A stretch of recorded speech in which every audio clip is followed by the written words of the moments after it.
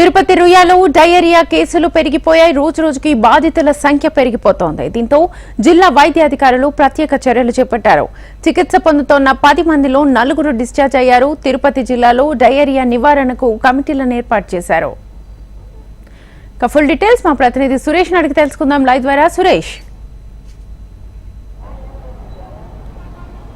Right శ్వేత, ఏదైతే తిరుపతిలో diarrhoea కలకలం సృష్టించింది. గత మంగళవారం తిరుపతి రోగంలోని ఓ పాస్ మానస వికాస కేంద్రం వద్ద పూర్తి స్థాయిలో డయేరియా కలకలం రేపని చెప్పుకోవచ్చు. ఎందుకంటే పూర్తి స్థాయిలో వాళ్ళు మానసిక వికలాంగులు అక్కడ ఆశ్రయం పొందుతుంటారు. 76 మంది అక్కడ వాళ్ళు ఆశ్రయం పొందుతున్న తరుణంలో దాదాపు 36 మందికి పైగా డయేరియా బారిన పడ్డారు. వెంటనే అప్రమత్తమైన ఆ పాస్ వికాస్ మనోకేంద్రం నిర్వాహకులు వారిని తిరుపతి తరలించారు. దీంట్లో మార్గం మధ్యలో చికిత్స పొందుతూ ఒకరు, మార్గం ముందు ఒకరు చనిపోయిన పరిస్థితి నెలకొంది. దాదాపు ఈ రోజుకి వారి సంఖ్య 19 మంది చేరుకుని చెప్పుకోవాలి. మొత్తం 19 మంది డయేరియా బారిన పడ్డారు. అయితే పూర్తి స్థాయిలో జిల్లా వైద్య యంత్రాంగం అప్రమత్తమైంది. ఎవరికి ఇబ్బంది కలగకుండా ప్రత్యేక వార్డులు ఏర్పాటు చేసి చర్యలు తీసుకుంటారు.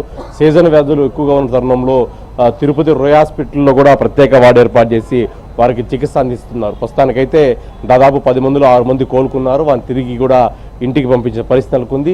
నిన్న కూడా మరొకరు జాయిన్ అయ్యారు. అయితే డయేరియా మీద ఇప్పటికే జిల్లా కలెక్టర్ ఆధ్వర్యంలో, వెంకటేశ్వర జిల్లా కలెక్టర్ ఆధ్వర్యంలో ప్రత్యేక కమిటీని ఏర్పాటు చేస్తున్నారు. జిల్లా వైద్యాధికారి శ్రీహరి, డాక్టర్ హరికృష్ణ పూర్తి స్థాయిలో ఒక బృందంగా ఏర్పడి ఎక్కడ ఇటువంటి సీజన్ వ్యాధులు ప్రబలకుండా చర్యలు తీసుకున్నారు, ఆ రకంగా నివారణకు ఏం చేయాలనే అంశం మీద పూర్తి స్థాయిలో కూడా వారు పెద్ద ఎత్తున కమిటీ కూడా వేసుకున్న పరిస్థితి కనపడుతుంది.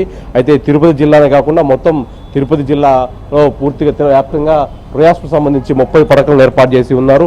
మరోవైపు శ్రీకాళహస్తిలో 10 పడకలు ఏర్పాటు చేస్తున్నారు. ఆ రకంగా చూసుకున్నట్టయితే పూర్తి స్థాయిలో సీజన్ వ్యాధులు ప్రబలకుండా పెద్ద ఎత్తున చర్యలు తీసుకున్నట్టుగా జిల్లా యంత్రం జరిపింది. దాదాపు జిల్లా వ్యాప్తంగా గ్రామీణ ప్రాంతాల్లో 58, పట్టణ ప్రాంతంలో 26 ప్రాథమిక కేంద్రాలు ఏర్పాటు చేస్తున్నారు. మొత్తం 3000 నుంచి 5000 జనాభా కలిగిన ఒక ASHA worker, NMH health work అధికారి కూడా అందుబాటులో ఉండే విధంగా చర్యలు తీసుకున్నారు.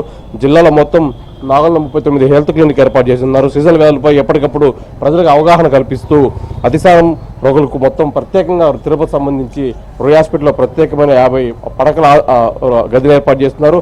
మరోపై శ్రీకాళహస్తిలో 10, గూడూరులో 10, అలాగే జిల్లాలో గన్యా డెంగీ అనుమానిత కేసు దాదాపు 198, డయేరియా 46, మలేరియా ఒక కేసు నమోదైనట్టుగా జిల్లా వైద్యాధికారులు తెలిపి ఉన్నారు.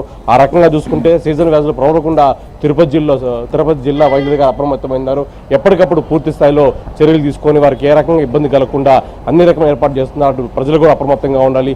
ఎక్కువగా వాటర్ నిల్వ ఉన్న చోట్ల శుద్ధి చేసుకోవాలి. వాటర్ ట్యాంకులో కూడా నీళ్లు క్లీన్ చేసుకున్న పరిస్థితి తెచ్చుకోవాలి. కాబట్టి ఆ రకంగా అప్రమత్తంగా ఉండమని చెప్పి జిల్లా వైద్యాధికారులు చెబుతున్నారు. Shweta. Right Suresh, thank you.